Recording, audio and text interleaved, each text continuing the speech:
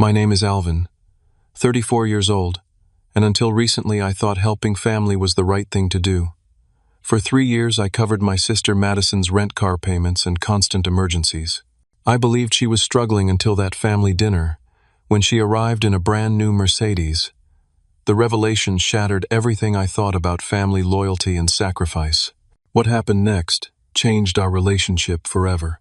Before I dive into this story that changed my entire family dynamic, let me know where you are watching from in the comments below. Also, take a second to subscribe if you want more real stories about setting boundaries with family. Trust me, this one is going to hit home. Growing up in suburban Boston, Madison, and I shared the typical sibling relationship despite our 5-year age gap. As the older brother, I always felt a sense of responsibility toward her. Our personalities contrasted sharply from an early age. While I approached life with practical discipline, Madison embraced spontaneity and impulsivity. She possessed natural charisma that drew people to her, making friends effortlessly, where I tended to be more reserved and analytical. Our childhood home buzzed with activity. Dad worked as an electrical engineer at a manufacturing company, often putting in overtime to provide for our comfortable middle-class existence. Mom taught elementary school, balancing her career with maintaining our household. They raised us with solid values about hard work and education, though looking back, I recognize they applied these expectations differently between us. My path through school reflected my methodical nature. I studied diligently, participated in math club and computer science competitions, and secured a full engineering scholarship to Northeastern University. Even with the scholarship, I worked 20 hours weekly at the campus IT department to cover living expenses. Graduating debt-free with a computer science degree, I felt proud of navigating my education independently. Madison took a different approach to academics. Intelligent but disinterested in structured learning, she scraped by with minimum effort, preferring social activities to studying. Her high school years featured cheerleading, student government, and a revolving door of friendships and relationships. Our parents celebrated her social accomplishments while expecting academic excellence from me. When college arrived, Madison changed majors 3 times in 4 years at UMass Amherst. Starting in business administration, she switched to psychology, then finally graduated with a communications degree. Each transition extended her time in school, accumulating substantial student loan debt. Meanwhile, I secured my first software development position immediately after graduation, moving quickly up the career ladder through dedication and technical aptitude. By age 30, I had established myself as a senior software engineer at a respected Boston technology firm specializing in healthcare applications. My salary reached 6 figures, allowing me to build a comfortable life in my apartment near Davis Square.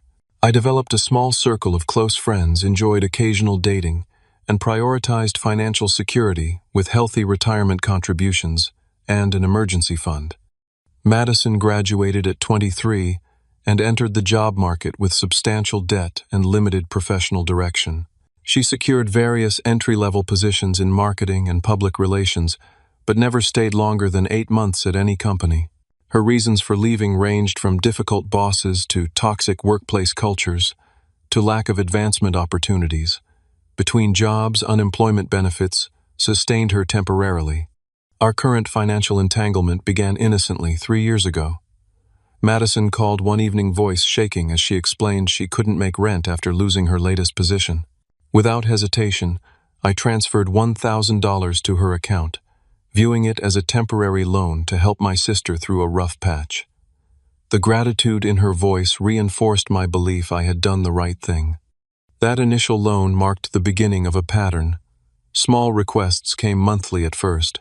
She needed $300 for car repairs, then $500 for medical bills, then another $400 when her roommate moved out unexpectedly. Each time Madison promised repayment once she secured stable employment. Each time that repayment never materialized. Gradually, the requests increased in both frequency and amount. By the 18-month mark, I had established regular monthly transfers, covering her rent at a modest apartment in Somerville. When her car loan became delinquent, I added that payment to avoid repossession. Student loan deferrals expired, and those payments joined the growing list. Emergency requests continued between these regular expenses, always accompanied by tears and desperate gratitude. Our parents knew about our arrangement, but framed it as temporary assistance. Dad frequently reminded me of my responsibility as the successful older brother to help Madison establish herself. Mom praised my generosity, while assuring me Madison just needed time to find her professional footing. Family gatherings featured subtle reminders about my obligation to support my struggling sister. To maintain this support system, I made significant personal sacrifices. My plans to purchase a condominium stalled as my down payment savings diminished. I reduced retirement contributions by half to maintain adequate monthly cash flow. A long-planned trip to Japan with college friends vanished from possibility. Despite these concessions, I rationalized them as temporary investments in my sister's future stability. Throughout this period, I genuinely believed Madison lived on the edge of financial disaster. Our conversations reinforced this perception as she described cutting expenses, eating ramen noodles, and taking side gigs to supplement income. She shared stories about interviewing for promising positions that mysteriously fell through at the final stage. I sympathized with her apparent struggles, never questioning the narrative she constructed. The foundation of our arrangement rested on my belief in Madison's eventual independence. She frequently discussed promising job leads and plans to repay my generosity once she secured stable employment. I viewed myself as a temporary safety net, preventing my sister from homelessness or crushing debt, never suspecting the reality hidden beneath her carefully crafted stories. My parents celebrated their 35th wedding anniversary last October.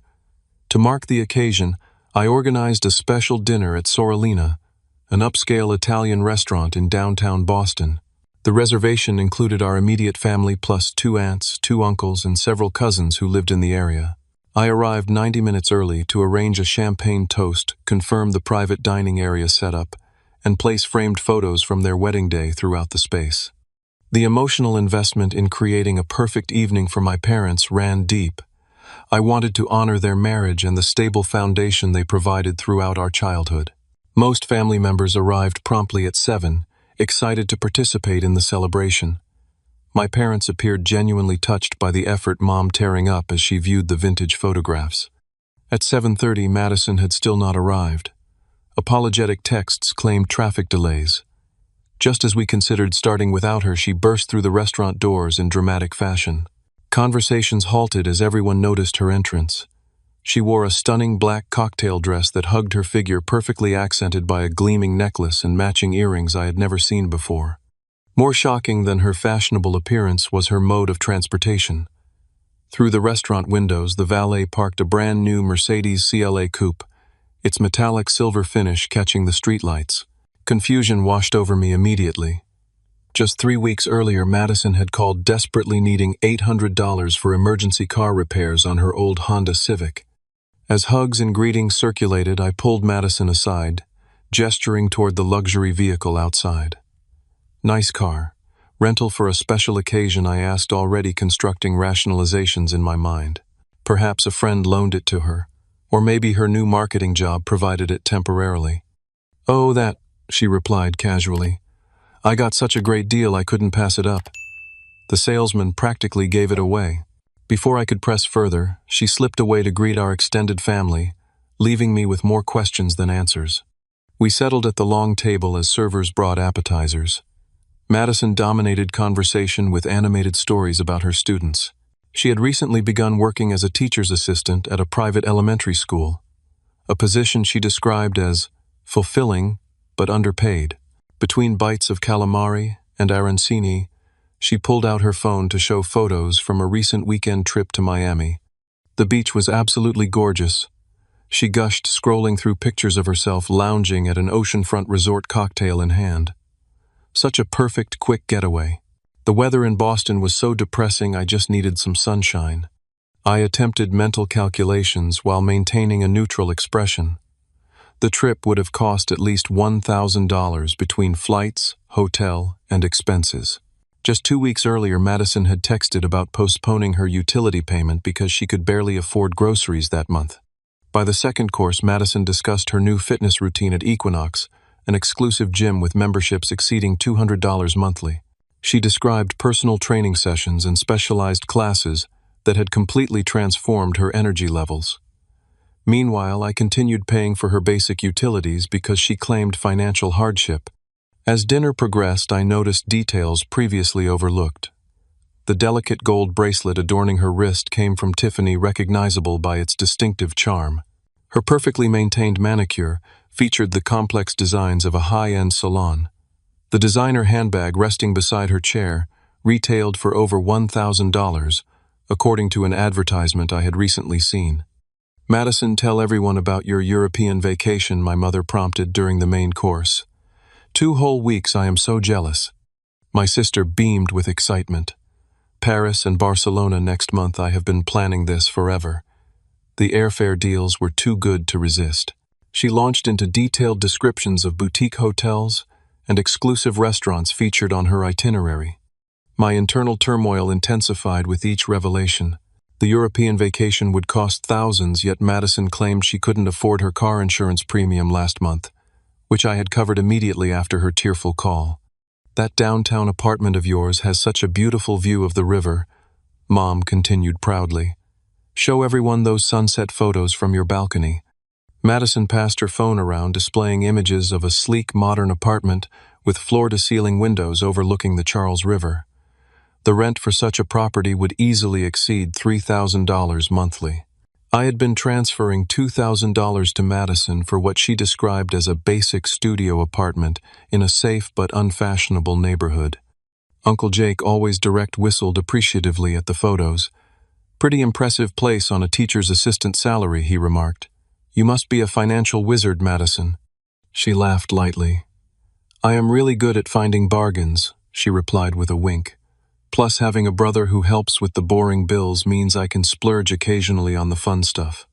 The casual admission landed like a physical blow. The restaurant sounds faded as realization crystallized in my mind. My sister had been systematically manipulating me for years. While claiming desperate financial hardship, she had redirected my assistance toward funding a luxury lifestyle far beyond her actual income. Every emergency, every tearful call, every promise of repayment, once her situation improved, suddenly appeared in a new context. The narrative of my struggling sister disintegrated, replaced by the reality of calculated deception by someone I had trusted implicitly. The revelation left me disoriented and nauseated. I excused myself to the restroom, seeking a moment of privacy to process my churning emotions. Locked in a bathroom stall, I pulled out my phone and opened my text history with Madison. Just 9 days earlier, she had sent a message that read, "Hate to ask again, but completely broke until payday. Can you send $200 for groceries, living on ramen this week?" I had transferred the money immediately, with an encouraging message about her situation improving soon. That same day, according to her Instagram timestamp, she had posted a photo of an expensive sushi dinner with friends, carefully cropped to exclude identifying details of the upscale restaurant. Splashing cold water on my face, I struggled to compose myself before returning to the celebration. The disconnect between my perception and reality left me feeling profoundly foolish. For 3 years, I had believed Madison barely survived financially, while she actually enjoyed luxuries. I denied myself to fund her lifestyle. Returning to the table, I observed Madison through new eyes. Her animated gestures, practiced laughter, and strategic compliments to family members revealed a performance I had never recognized. She controlled the conversation, skillfully deflecting questions about career progress, while emphasizing her dedication to underprivileged students. While scrolling through photos to show Aunt Brenda, Madison briefly revealed her social media feed. Designer clothing purchases, spa treatments, weekend getaways, and upscale restaurant meals filled her recent history. The carefully curated image contradicted everything she had told me about financial struggles. "That watch is gorgeous, Madison," my cousin Rachel commented, noticing the elegant timepiece on my sister's wrist. "Is that the new Michelle model?" Madison extended her arm proudly. "Good eye. Yes, I treated myself after a particularly difficult semester. Mental health splurge." The watch retailed for over $1,000, according to advertisements I had recently seen while shopping for a more modest timepiece for myself. That sum equaled 3 months of utility payments I had been covering because Madison claimed she couldn't afford them on her limited teaching assistant salary. As dinner conversation shifted toward my life, I noticed a subtle dismissiveness in my family's reactions. My recent promotion to senior developer warranted only brief acknowledgement before discussion returned to Madison's supposedly challenging but rewarding work with children. "Alvin just sits at a computer all day," Madison remarked with a light laugh. "Meanwhile, I am shaping young minds, though I admit his boring job does pay better than my meaningful one." The comment carried a competitive edge I had never detected before. Throughout the evening, Madison inserted similar remarks, subtly undermining my career, while positioning herself as making noble sacrifices for education. "Speaking of your good job," my father interjected, "your mother and I are thinking about that bathroom renovation we have discussed. Since Madison is dedicated to teaching rather than making money, perhaps you could help us fund the project. Nothing extravagant, just around $15,000. The casual expectation that I would finance home improvements while continuing to support Madison revealed a family dynamic I had been blind to. They viewed my income as a communal resource, while celebrating Madison's lifestyle choices as admirable despite their financial consequences. Throughout the meal, evidence of Madison's duplicity accumulated. She mentioned weekend brunch traditions at an exclusive restaurant I knew, charged $40 per person. She described her personal stylist who helped coordinate her professional wardrobe. She debated vacation properties with our cousin, comparing amenities at luxury resorts in tropical locations. "I totally have a shopping addiction," Madison announced with a theatrical sigh when Aunt Laura complimented her designer shoes.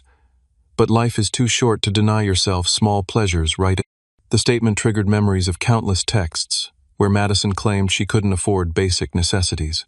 The small pleasures she refused to deny herself were funded directly by my sacrifices and delayed financial goals. Anger built slowly within me as dinner progressed. The betrayal extended beyond Madison to include my parents, who clearly understood the situation but encouraged it regardless. The entire family structure suddenly appeared built on my continued financial support without acknowledgement or appreciation. Yet beneath the anger lay a deeper conflict. Despite the deception, Madison remained my sister. We shared childhood memories, inside jokes, and genuine affection. Confronting her manipulation would inevitably damage our relationship and potentially divide the family. The prospect of that confrontation filled me with dread, despite my growing certainty it had become necessary. By dessert, my decision crystallized.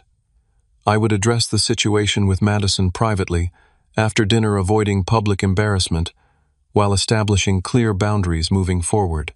The thought of withdrawing financial support produced immediate anxiety, reflecting how deeply entrenched I had become in enabling her lifestyle. As servers cleared plates and conversation drifted toward coffee orders, I observed Madison laughing carelessly with our cousins. Her perfectly manicured hand rested on an iPhone model newer than mine, her wrist adorned with jewelry worth thousands, her carefree attitude purchased largely through my financial sacrifices. The contrast between her manufactured image of struggling teacher and the reality of her luxury lifestyle solidified my resolve. Family loyalty had value, but not at the expense of basic honesty and mutual respect.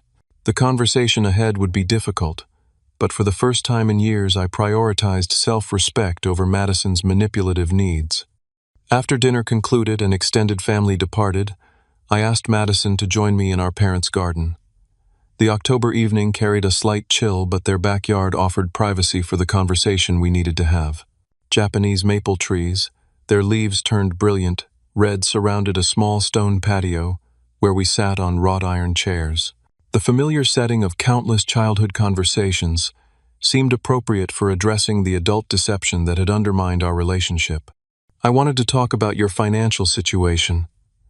I began, carefully maintaining a calm tone despite my internal tension. "Some things do not add up based on what I saw tonight." Madison tilted her head quizzically, the picture of innocence. "What do you mean?" "Everything is fine. The teaching job does not pay great, but I manage." "That is the thing," I continued, meeting her gaze directly. "You have a new Mercedes parked outside. You just showed photos of a luxury apartment overlooking the Charles. You are planning a European vacation next month. None of that aligns with someone who texted me 9 days ago saying they could not afford groceries." Her expression shifted, subtly defensive posture, replacing casual confidence. You are tracking my spending now. Those are completely different issues. The car was an amazing deal with financing. The apartment looks nicer in photos than reality, and I have been saving forever for that trip. Madison the First countered. I have transferred over $3,000 to you in the past month alone for what you described as essential expenses. Meanwhile, you are wearing a watch that costs more than $1,000 and carrying a designer handbag. Her strategy changed quickly, eyes narrowing as she recognized direct denial would not work. Why are you suddenly bean counting? You make 6 figures.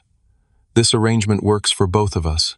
You get to feel like the big successful brother and I get to live comfortably. What is the problem? The casual admission of manipulation stunned me momentarily. The problem is that you have been lying to me for years. You portrayed yourself as barely surviving financially, while apparently living a lifestyle that includes luxury cars, expensive vacations, and designer accessories. Madison leaned forward, voice lowering. Look, you have no spouse, no kids, no real expenses. Your money just sits in accounts growing dust.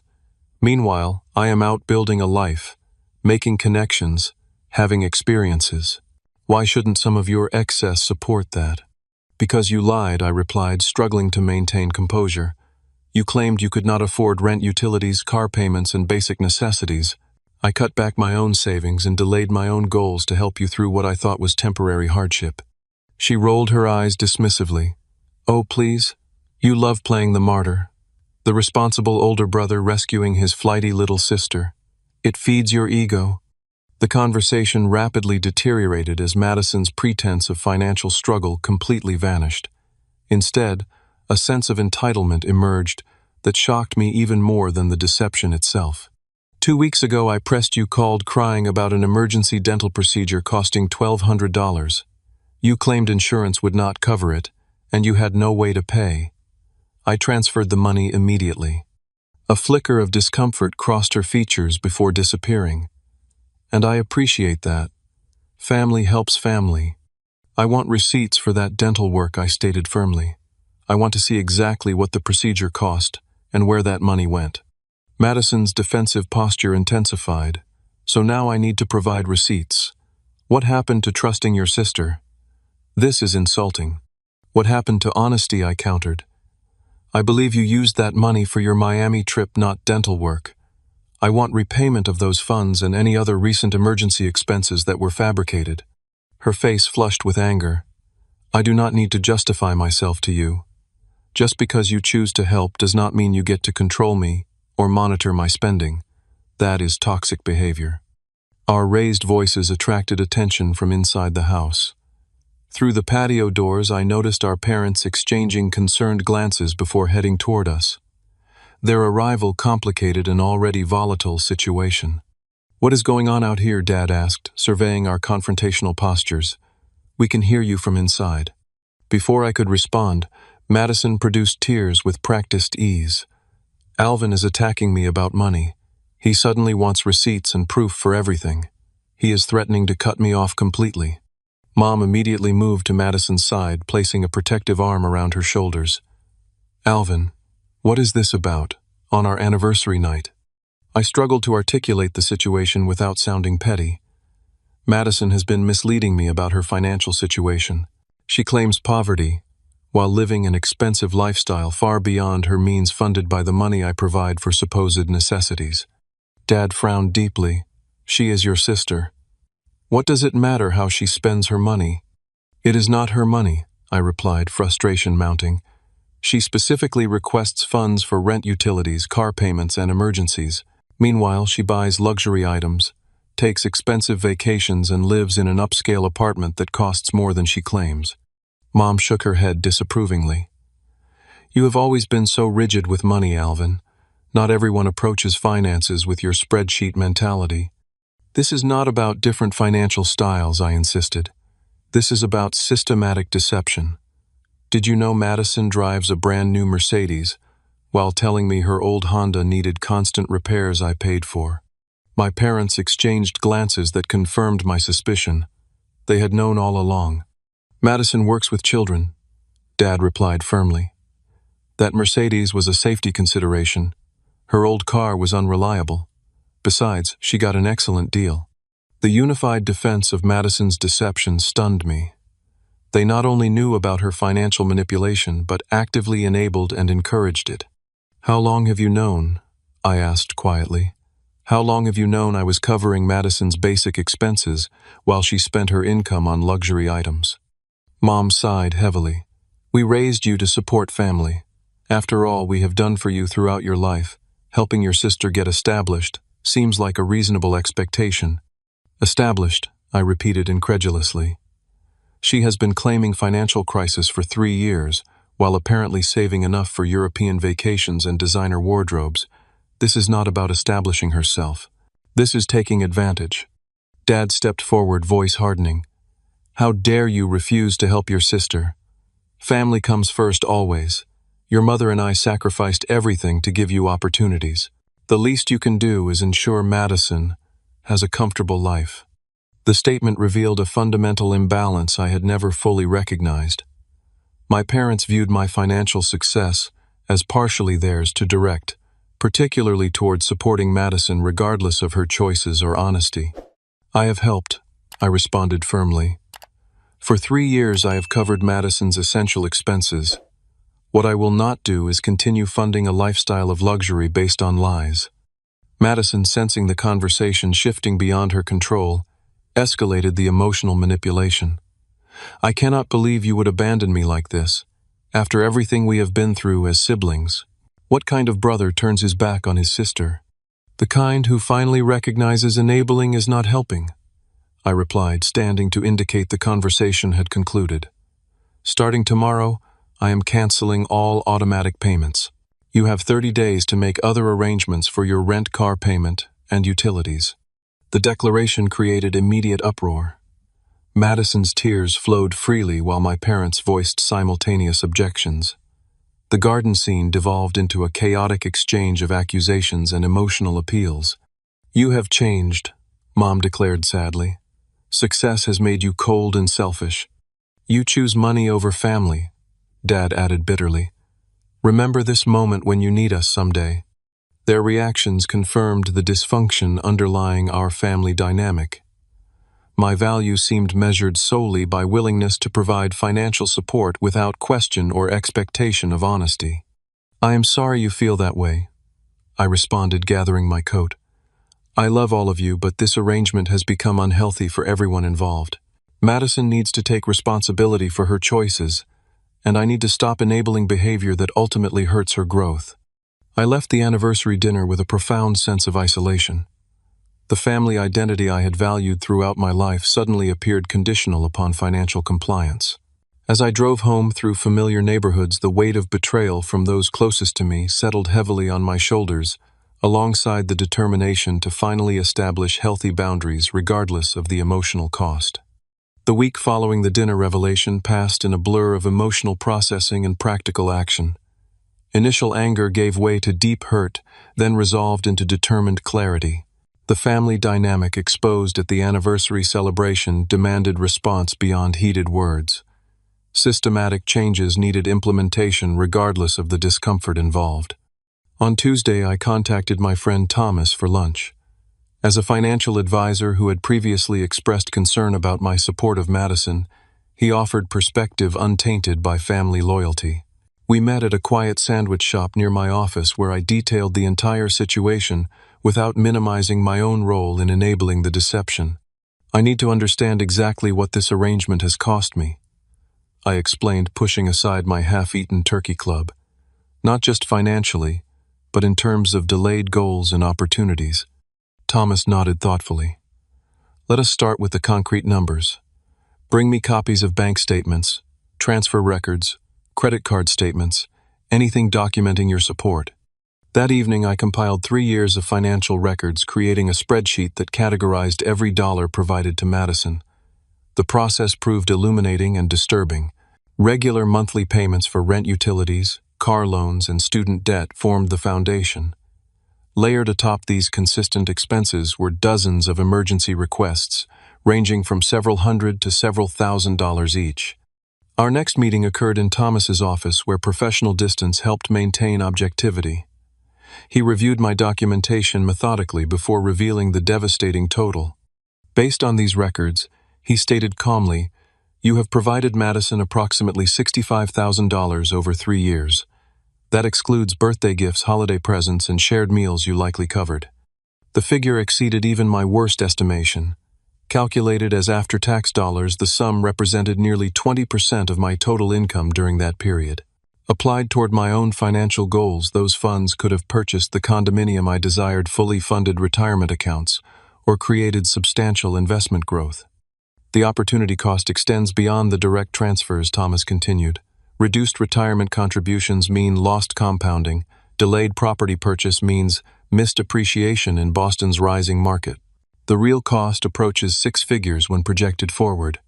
Armed with this sobering assessment, I developed a comprehensive plan to discontinue financial support systematically. Thomas helped craft a schedule that would minimize disruption while establishing clear boundaries. The process would begin immediately, but provide transition time for Madison to adjust her finances accordingly. First, I removed Madison as an authorized user on my credit card.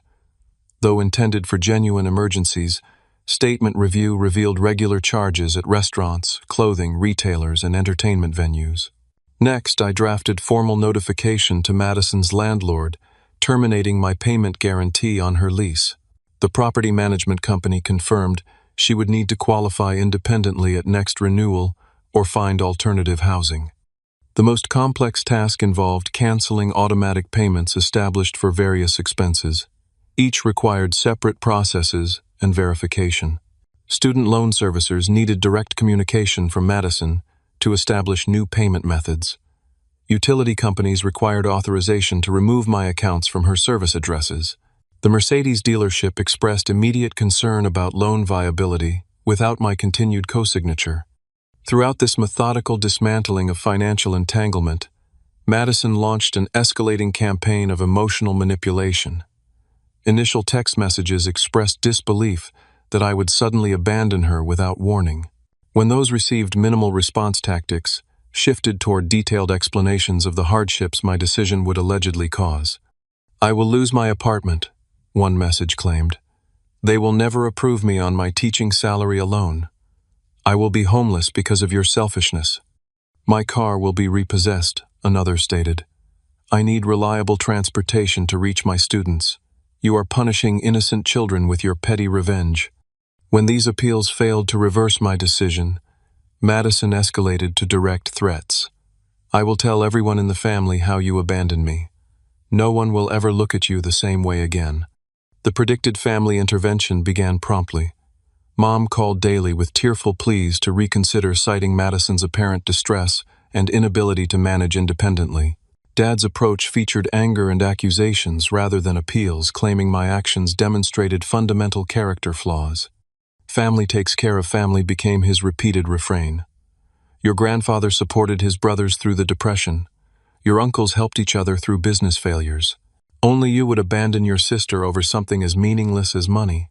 Their coordinated pressure campaign extended to extended family members.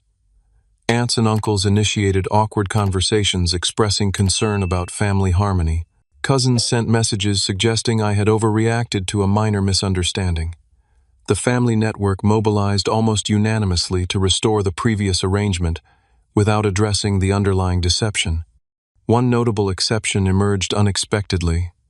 Aunt Laura, Dad's sister, called one evening with a different perspective. "I just want you to know," she said quietly, "that some of us understand what you are doing and why. Madison has been playing this game for years. Setting boundaries is hard but necessary. Stay strong even if it feels like you are standing alone." The conversation provided crucial validation during an increasingly isolating process. As weeks passed, Madison expanded her campaign beyond family to include mutual friends and acquaintances. Social media posts hinted at abandonment by an unnamed relative during financial hardship. Mutual friends reached out expressing concern based on Madison's selective narrative. Each contact required careful response that maintained privacy while establishing boundaries. To close friends, I provided limited context without detailed accusations. To casual acquaintances, I simply acknowledged family disagreement without elaboration. The process proved exhausting but necessary to maintain integrity through the transition. Madison boycotted Thanksgiving, creating family tension that dominated the usually festive gathering. My parents maintained barely civil communication throughout the meal, while extended family navigated uncomfortable silences. The holiday marked 3 weeks since cancellation of automatic payments, and Madison had begun experiencing actual financial consequences. By early December, reality had forced adaptations. Madison secured a second job at a retail store to supplement her teaching assistant income. She downsized from her luxury apartment to a shared living arrangement with 2 roommates. The Mercedes disappeared, replaced by an older model Honda similar to her previous vehicle. These changes occurred amid ongoing resentment and blame directed exclusively toward me. Christmas brought modified celebrations with strained interactions and underlying tension. Madison attended family gathering briefly, making pointed comments about her reduced circumstances. My parents maintained coolness toward me while lavishing attention on Madison. The dynamic reinforced my understanding of the entrenched roles we had all played in enabling unhealthy patterns. 3 months into the separation of finances, Madison had adapted to her actual income level with apparent difficulty. My parents continued providing some financial assistance, though significantly less than my previous support. Their resources, limited by retirement, could not sustain Madison's preferred lifestyle, creating resentment they directed primarily toward me. The breaking point in family communication occurred during a January phone call with Dad. After several minutes of surface conversation, he commented Madison had to cancel her dental insurance. "If she loses teeth because you abandoned her, that will be your legacy in this family." The statement, combining manipulation, exaggeration, and fundamental unfairness, crystallized my decision to temporarily distance myself from all family communication. The constant pressure and blame without acknowledgement of Madison's deception had created an environment toxic to my mental health and personal growth.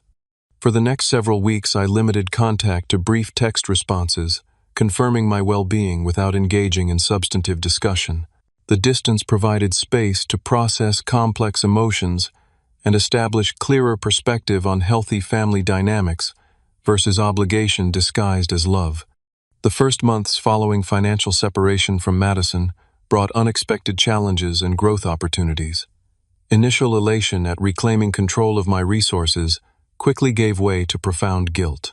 Years of family conditioning had established deeply ingrained patterns that questioned any prioritization of personal needs above family demands. Quiet evenings alone in my apartment became battlegrounds between rational understanding of healthy boundaries and emotional programming that equated boundary setting with selfishness. Recognizing the need for objective perspective, I began weekly therapy sessions with Dr. Marshall, a family systems specialist recommended by a colleague. Our initial conversations focused on identifying unhealthy patterns established throughout childhood and reinforced in adulthood. "Your family appears to operate on an unbalanced reciprocity model," Dr. Marshall observed during our third session. "Your achievements create an expected debt to be paid through ongoing support of your sister, while her struggles generate entitlement without corresponding responsibility." Through these conversations, I recognized how my professional success had paradoxically diminished my autonomy within family systems. Financial ability became equated with obligation, creating a dynamic where earning more simply meant owing more to family members regardless of their choices or accountability. "Guilt serves as the enforcement mechanism," Dr. Marshall explained. "When you establish boundaries, the guilt response activates to restore previous patterns beneficial to others at your expense." Understanding these dynamics intellectually provided foundation for emotional healing, though the process developed gradually. Small victories accumulated over months.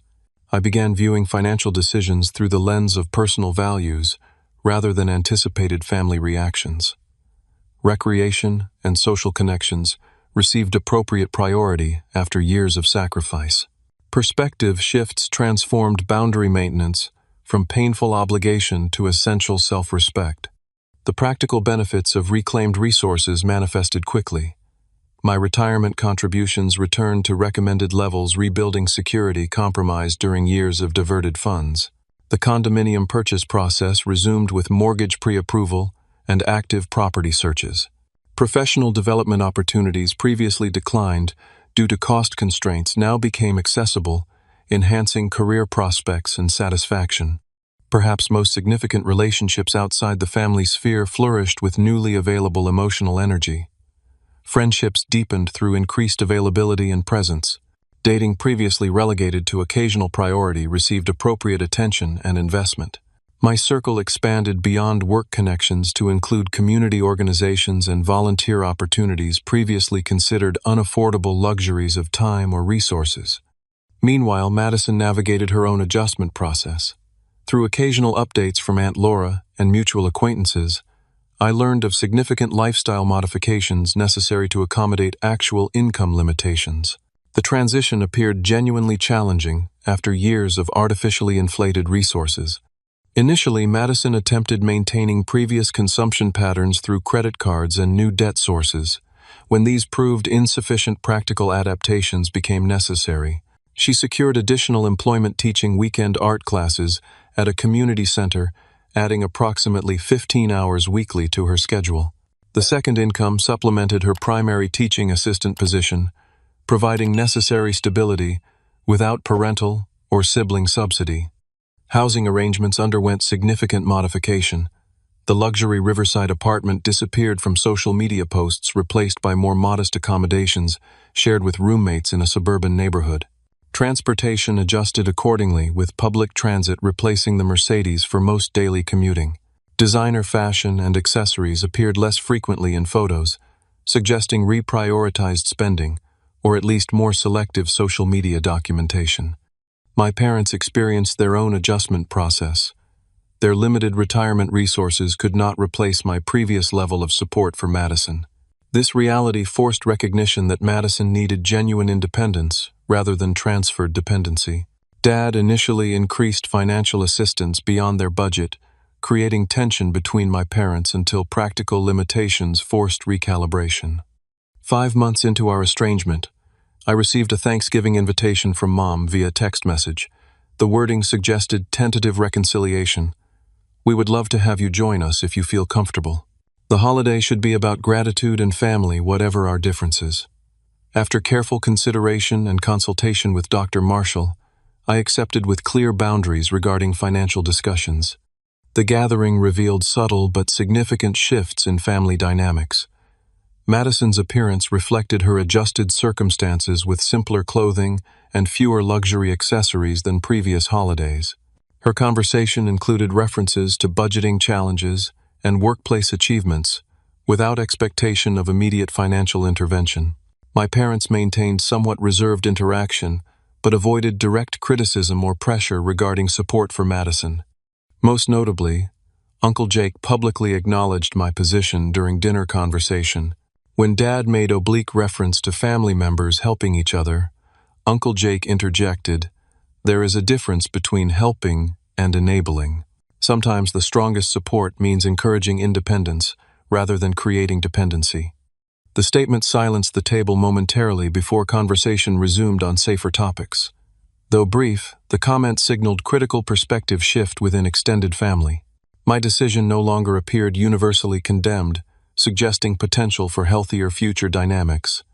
Madison approached me privately as I prepared to leave, requesting conversation on the front porch. Braced for renewed manipulation, I was surprised by her subdued demeanor and apparent sincerity. "I have been doing a lot of thinking," she began hesitantly. "These past months have been really hard, but also clarifying. I never really learned to manage on my actual income because I always had your safety net." She continued without prompt, acknowledging the deception regarding her lifestyle choices while receiving my financial support. Though stopping short of full accountability, her recognition of problematic patterns marked significant progress from previous entitlement. "Working 2 jobs is exhausting," she admitted, "but also weirdly satisfying. The art classes connect me with students who actually appreciate learning, and paying my own bills completely feels different than I expected." Our conversation maintained appropriate boundaries, while establishing foundation for potentially healthier relationship moving forward. I expressed support for her growing independence without offering financial assistance. She accepted these terms without apparent resentment, suggesting genuine evolution rather than tactical adjustment. Madison's boyfriend Thomas accompanied her to Christmas dinner, providing unexpected ally in family reconstruction. His perspective as financial analyst brought practical reinforcement to discussions of budgeting and responsibility. His presence seemed to moderate Madison's behavior, particularly regarding spending discussions and financial expectations. "Madison has really impressed me with her adjustment," he commented during dessert. "When we first met, she spent without much thought about tomorrow. Now she actually maintains a budget spreadsheet and celebrates paying bills independently. That growth is attractive." The comment, delivered without knowledge of our previous financial entanglement, validated the difficult boundary establishment that enabled Madison's development. While Madison flushed with embarrassment, the observation highlighted positive outcomes from challenging transitions. A private conversation with Mom during the holiday visit revealed evolving parental perspective as well. While stopping short of acknowledging their role in enabling Madison's dependency, she expressed appreciation for Madison's growing maturity and self-sufficiency. "I worried constantly when she relied so heavily on you," Mom admitted quietly. "It never seemed sustainable, but we did not know how to change the pattern once established. Maybe this difficult period has been necessary for everyone." Dad maintained greater distance, though subtle shifts appeared in his communication. Direct criticism diminished, replaced by neutral topics and occasional acknowledgement of my professional achievements. The relationship remained tentative, but suggested potential healing with continued healthy boundaries and expectations. Perhaps most significantly, Madison initiated regular communication uncoupled from financial requests.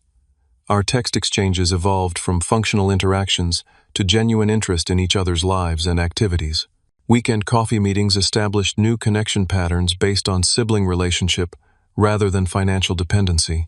Though reconciliation remained incomplete, foundation for healthier future interaction had been established through difficult but necessary transition. 1 year after the revelatory family dinner that exposed Madison's deception and transformed our family dynamic, we gathered again to celebrate our parents' anniversary. The intervening months had produced remarkable changes for everyone involved. The painful process of establishing boundaries and confronting unhealthy patterns had ultimately created space for authentic growth and relationship repair. Madison's transformation proved most dramatic and encouraging. Her initial resentment and victimhood narrative gradually yielded to genuine responsibility and independence. The teaching assistant position she had previously described as temporary stepping stone became foundation for professional advancement when she enrolled in evening education certification courses. The additional credential qualified her for full teaching positions with substantially increased salary and benefits. "I actually love teaching more than I expected," Madison shared during the anniversary dinner. "Working with third graders challenges me creatively and emotionally in ways marketing jobs never did. The certification program is demanding, but knowing I am financing it myself makes the achievement more meaningful." Financial independence had fostered corresponding personal growth. Madison maintained the second weekend job for 6 months until emergency savings reached appropriate levels. She then transitioned to part-time tutoring that complemented her education studies while providing supplemental income. Her apartment, while modest compared to previous luxury accommodations, represented sustainable housing aligned with actual resources rather than artificial subsidy. Most significantly, Madison had begun voluntary repayment of funds provided during our previous arrangement. Each month, small but consistent transfers appeared in my account, with notes acknowledging specific loans being addressed. The amounts remained symbolic compared to total support provided, but the gesture demonstrated fundamental shift in perspective and responsibility. "I cannot repay everything immediately," she had explained when initiating the process, "but recognizing these were loans rather than entitlements seems important for both of us. Even token repayment acknowledges the reality of what happened." My own life had undergone equally significant transformation following withdrawal from the financially draining relationship. Professional advancement accelerated with energy previously diverted to managing Madison's continual crises. A promotion to development team leader brought increased responsibility, compensation, and satisfaction. Freed from supporting two households, my financial situation stabilized, then flourished under consistent planning and appropriate prioritization. The condominium purchase finalized 4 months after establishing financial boundaries. The two-bedroom unit in Cambridge required substantial down payment only possible through reclaimed resources. The property represented tangible manifestation of redirected priorities, providing both financial investment and personal sanctuary. Mortgage payments approximated previous expenditures, supporting Madison with critical difference of building personal equity rather than enabling dependency. Retirement accounts recovered from previous reductions, growing steadily through restored contributions and market appreciation. The financial security fostered confidence, extending beyond monetary considerations. Long-deferred personal goals received appropriate attention and resources, from fitness commitments to social connections to dating relationships. A particularly meaningful development emerged 6 months after the financial separation. After several promising dates with Catherine, a pediatric nurse, I met through mutual friends, our relationship deepened into significant partnership. Her independence, emotional maturity, and clear boundaries provided healthy counterpoint to previous family dynamics. Our connection, built on mutual respect rather than dependency or obligation, demonstrated possibility of relationships enhancing rather than depleting personal resources. The family system itself had undergone necessary reconstruction following the initial confrontation. My parents gradually adjusted expectations and communication patterns as Madison established genuine independence. Their perspective shifted from viewing my boundary setting as abandonment to recognizing its role in facilitating Madison's growth and responsibility. "Your sister has really matured this year," Dad acknowledged during a private conversation before the anniversary dinner.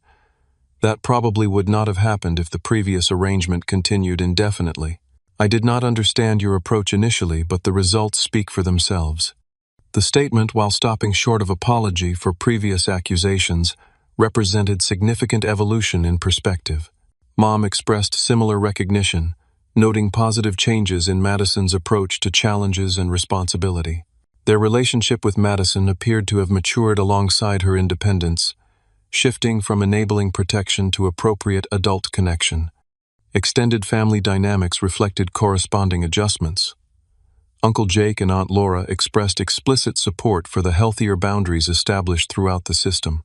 Cousins, who initially supported Madison's victimhood narrative, now acknowledged her growth through self-sufficiency. The family narrative gradually transformed from portraying boundary establishment as selfish abandonment to recognizing its role in necessary development. The anniversary dinner itself provided perfect bookend to the year of transformation. Unlike the previous gathering that exposed long-standing deception, this celebration featured authentic connection and appropriate expectations. Madison discussed her achievements and challenges without manipulation or entitlement. My contributions received appropriate acknowledgement without presumption of unlimited access. Parents celebrated their anniversary surrounded by healthier, more independent adult children, capable of genuine relationship rather than obligatory support. After dinner, Madison and I walked through the same garden where confrontation had occurred 12 months earlier.